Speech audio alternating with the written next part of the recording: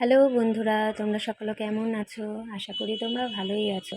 তো তোমরা নিশ্চয়ই দেখে বুঝতে পারছো যে আমরা এখানে বসন্ত উৎসবের জন্যই আমরা প্রস্তুত হয়ে আমরা একটা বসন্ত উৎসব যেখানে হয় আমাদের এখানে ওটা বগুলা গৌরনগর। তো এখানে দেখো কি ভিড়, এমনিতেই ভীষণ গরম পড়েছিল।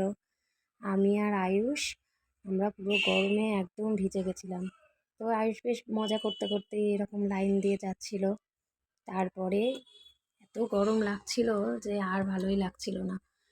তো এই দেখো বসন্ত উৎসবের এই মানে যে পার্কটা আর কি, সেই পার্কটার ভেতরটাই আয়ুষ একটু টয় ট্রেনে উঠলো, আমরাও উঠলাম।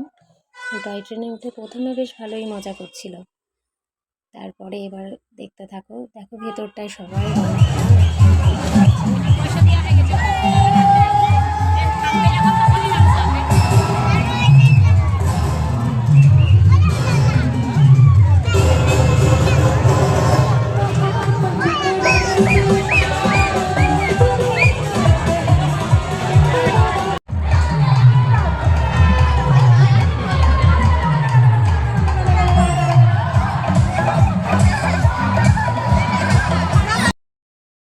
আমরা ওখানে খুব একটা বেশি সময় থাকতে পারিনি, ওই 1-1.5 ঘন্টা মতো ছিলাম। তাই দেখো আয়ুষ কান্না করছে।